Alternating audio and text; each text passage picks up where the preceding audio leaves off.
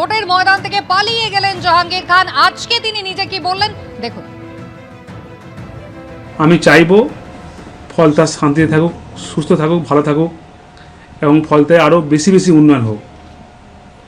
তাই সোনার ফলতা হোক, এটাই আমার স্বপ্ন ছিল।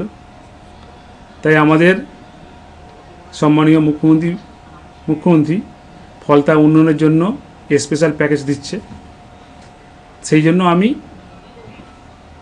আগামী 21শে মে যে রিপোল আছে, সেই রিপোলের কন্টেস্ট থেকে আমি নিজেকে দূরে সরিয়ে নিলাম।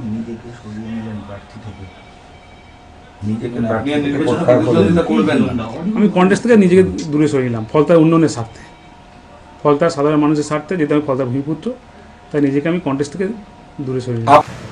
বৃহস্পতিবার ফলতায় পুনর্নির্বাচনের আগে ভোটে না লড়ার সিদ্ধান্ত তৃণমূল প্রার্থী জাহাঙ্গীর খানের। উধাও পুষ্পার তর্জন গর্জন পুনর্নির্বাচনের আগে লুকোলেন জাহাঙ্গীর খান। আর এই জাহাঙ্গীর খান প্রসঙ্গে এর আগে মুখ্যমন্ত্রী শুভেন্দু অধিকারী ঠিক কি বলেছিলেন শুনুন। যত অভিযোগ করেছে সাধারণ নির্বাচনের সময় সবগুলোর বিরুদ্ধেই ব্যবস্থা হবে। সব এফআইআর হয়েছে, গুন্ডামি করতে দেব না। কোথায় পুষ্পা, কোথায় আপনি? দেখতে পাওয়া যাচ্ছে না? 2021 পোস্ট পোল ভায়োলেন্স, জাতীয় মানবাধিকার কমিশন 19 জনকে নটোরিয়াস ক্রিমিনাল ঘোষণা করেছিল, যার মধ্যে এই ভাইপোর জাহাঙ্গীরও ছিল।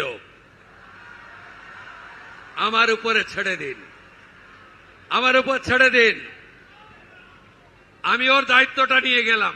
একটাই প্রশ্ন ছিল আমার, কতদিন ভোট দিতে পারেননি? বলল ভাইপো যতদিন এসেছে ততদিন ভোট দিতে পারিনি। এই পুনর্নির্বাচন শুধু একটা এমএলএ জেতানোর নির্বাচন নয়। ভারতবর্ষে ফলতা বলে একটি জায়গা রয়েছে যেখানকার প্রাপ্ত বয়স্ক ভোটার ভদ্রমণ্ডলী গত 10 বছর লোকসভা, বিধানসভা, পঞ্চায়েতে ভোট দিতে পারেনি। এর হিসাব হবে না, হিসাব হবে না। হ্যাঁ, আইন হাতে তুলে নেবেন না।